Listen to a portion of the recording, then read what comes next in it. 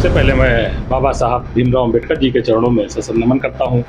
श्रद्धेय नेताजी को नमन करते हुए मैं आपके चैनल के माध्यम से आपके सभी श्रोताओं का बहुत बहुत धन्यवाद, आपको भी बहुत बहुत बधाई और हार्दिक शुभकामनाएं देता हूँ। राजनीति में मैंने अपना पहला कदम माननीय शिवपाल सिंह यादव जी की उंगली पकड़ करके रखा था और उन्हीं के आशीर्वाद से मैं लगातार आगे चल रहा हूँ और समाज की सेवा लगातार कर रहा हूँ। हमारी ग्राम पंचायत में जल जीवन मिशन के द्वारा जो रोडें तोड़ी गई थी उन्हें सर्वप्रथम हमने बनवाने का काम किया। जल जीवन मिशन के द्वारा सारी रोडें हमारे यहाँ बना दी गई हैं, किसी प्रकार का कोई भी दिक्कत का सामना नहीं करना पड़ रहा है। उनके लिए हमारी ओर से व्यवस्था ये है कि एक ही छत के नीचे बुजुर्गों की पेंशन हो या निराश्रित विधवा पेंशन हो या शादी अनुदान हो या आय जाति निवास किसी प्रकार का कोई भी कागजात अगर उन्हें बनवाना है तो हमने अपना प्रधान कार्यालय बनाया हुआ है, सरकार से पंचायत सहायक मिला हुआ है। एक ही छत के नीचे उनको A to Z सेवाएं दी जाती हैं, वो भी फ्री।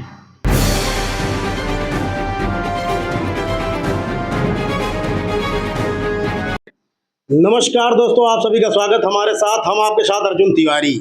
आज आपको हम एक ऐसी शख्सियत से रूबरू कराएंगे जो बेहद कम समय में राजनीति में काफ़ी लोकप्रिय हुए और गोसाईगंज ब्लॉक खंड की ग्राम पंचायत है सेखनापुर, उसके प्रधान प्रतिनिधि भी हैं। बहुत बहुत स्वागत है दिनेश जी आपका। दिनेश जी, हमारा प्रथम सवाल है कि आपका राजनीति में आना और राजनीति में आप अपना प्रथम गुरु किसे मानते हैं? सबसे पहले मैं बाबा साहब भीमराव अम्बेडकर जी के चरणों में सशक्त नमन करता हूँ। श्रद्धेय नेताजी को नमन करते हुए मैं आपके चैनल के माध्यम से आपके सभी श्रोताओं का बहुत बहुत धन्यवाद, आपको भी बहुत बहुत बधाई और हार्दिक शुभकामनाएं देता हूँ। राजनीति में मैंने अपना पहला कदम माननीय शिवपाल सिंह यादव जी की उंगली पकड़ करके रखा था और उन्हीं के आशीर्वाद से मैं लगातार आगे चल रहा हूँ और समाज की सेवा लगातार कर रहा हूँ। जिस तरह से हाल ही में अभी आपको जो है पिछड़ा वर्ग का प्रकोष्ठ का आपको प्रदेश उपाध्यक्ष नियुक्त किया गया है, तो जो नई जिम्मेदारियां मिली हैं उनको किस तरह से निर्वहन कर रहे हैं? माननीय राज्यपाल कश्यप जी द्वारा और माननीय राष्ट्रीय अध्यक्ष अखिलेश यादव जी के निर्देशन पर आदरणीय अखिलेश यादव जी ने जो जिम्मेदारी दी, माननीय शिवपाल सिंह यादव जी ने जो कहा था आदरणीय प्रधान जी, हमारा एक सवाल ये है कि जिस तरह से पंचवर्षीय प्रधानी आप लड़े और प्रथम बार में चुनाव जीता, तो जनता के विश्वास को लेकर के अभी तक कितना कार्य आपने करवाया अपनी ग्राम पंचायत? जनता के विश्वास को लेकर के हमने लगभग अपनी ग्राम पंचायत में 8 से 9 सड़कें बनवाई हैं, जो इंटरलॉकिंग है, नालियां हैं, 1-2 नालियां भी बनी हैं और एक सीसी रोड बनी है और पंचायत भवन का प्रस्ताव गया हुआ है। बहुत जल्द इसी पंचवर्षीय में उसका भी निर्माण होना है, NM सेंटर का भी निर्माण होना है और हमारी ग्राम पंचायत मजरा कोडरा में कोई भी प्रशासनिक भवन नहीं है। इसके लिए हमने आंगनबाड़ी केंद्र, मिनी आंगनबाड़ी केंद्र के लिए भी माननीय जिलाधिकारी जी को, माननीय मुख्यमंत्री जी को भी लिखा हुआ है, वहाँ से भी शासनादेश आ गया है, वो भी बहुत जल्द निर्माण कराया जाएगा। जिस तरह से देखा गया है कि सड़क चौड़ीकरण को लेकर के आपकी जो मेन रोड थी सुल्तानपुर रोड से टच था, वो भी चौड़ीकरण का कार्य आपके माध्यम से करवाया गया। पंचवर्षीय में आने में चुनाव प्रधानी का ज़्यादा वक्त है नहीं, तो किस तरह से तैयारियां हैं और किस तरह से अब की बार जनता के बीच में जाएंगे?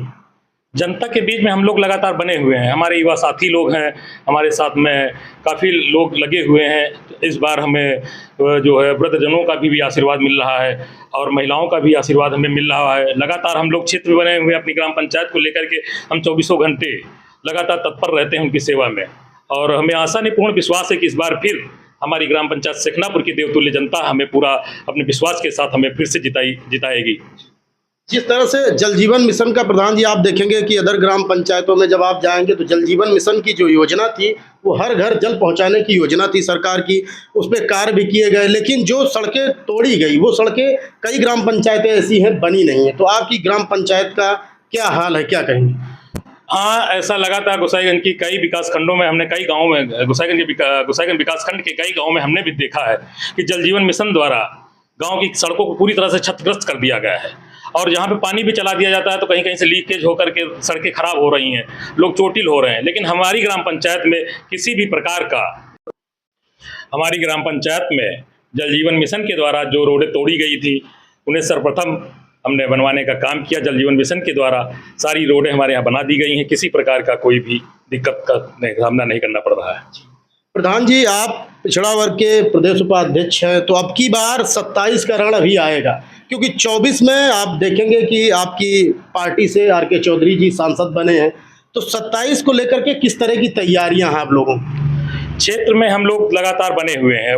माननीय राष्ट्रीय अध्यक्ष जी ने पीडीए का जो नारा दिया है और पीडीए को लेकर के हम लोग लगातार बने हुए हैं।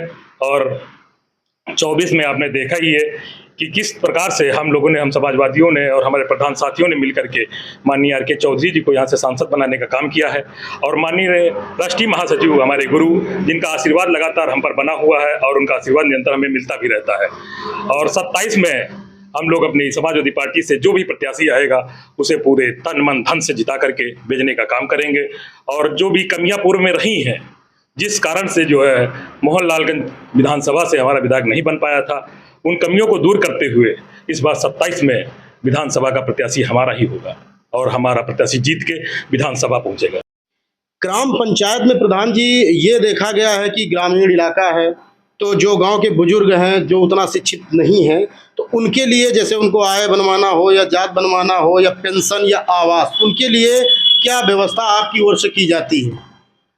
उनके लिए हमारी ओर से व्यवस्था ये है कि एक ही छत के नीचे बुजुर्गों की पेंशन हो या निराश्रित विधवा पेंशन हो या शादी अनुदान हो या आय जाति निवास, किसी प्रकार का कोई भी कागजात अगर उन्हें बनवाना है तो हमने अपना प्रधान कार्यालय बनाया हुआ है, सरकार से पंचायत सहायक मिला हुआ है। एक ही छत के नीचे उनको A to Z सेवाएं दी जाती हैं, वो भी फ्री। प्रधान जी, मिनी सचिवालय का जो प्रोसेस चल रहा है वो कब तक आ जाएगा, जनता को क्या बताना चाहेंगे? हमारा पूरा प्रयास है कि इसी पंचवर्षीय जो सचिवालय बनना है उसका शासन को प्रस्ताव भी दे दिया गया है, मंजूर भी हो गया है।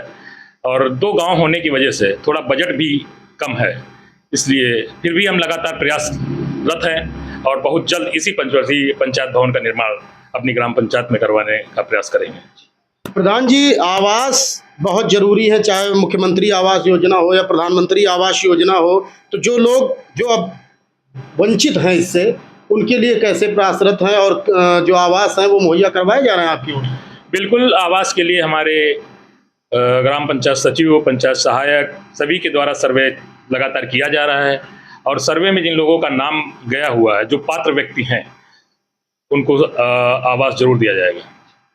कितना समर्थन, कितना सहयोग, जनता का आशीर्वाद आपको लगातार मिल रहा है जिससे आप बेहतर काम कर पा रहे हैं? क्या कहेंगे आप अपनी की ग्राम पंचायत की जनता के लिए, क्या कहेंगे? हमारी ग्राम पंचायत की जनता तो हमारे लिए देवतुल्य है, जिसने हमें इस कुर्सी पर बिठाया और यहाँ तक खड़ा किया। और आज उत्तर प्रदेश में आप देख ही रहे हैं, भले ही कोई जिला हो जहाँ पे दिनेश प्रधान का नाम ना, और दिनेश के नाम के आगे उन्होंने प्रधान जोड़ दिया। भाई मैं तो प्रधान हूँ नहीं, उन्होंने हमारे नाम के पीछे हम प्रधान लगा दिया। तो सबसे पहले मैं उनका आभार व्यक्त करता हूँ कि उन्होंने इस लायक हमें समझा और उन्होंने प्रधान बनाया। और इस बार पूरा विश्वास है कि 100% ग्राम पंचायत सखनापुर की देवतुल्य जनता फिर से अपना आशीर्वाद देगी। तो जैसा कि आप देख पाए, हमारे साथ में सखनापुर की प्रधान सुधा यादव जी के पति दिनेश प्रधान जी हमारे साथ में थे और उन्होंने बताया कि लगातार निरंतर पंचायत में कार्य करवाए जा रहे हैं और आप लोगों को बहुत जल्द ही उन विकास कार्यों को भी न्यूज़ 30 डेज चैनल पर दिखाया जाएगा जो सखनापुर ग्राम पंचायत में लगातार निरंतर किए जा रहे हैं। अर्जुन तिवारी, न्यूज़ 30 डेज से नमस्कार।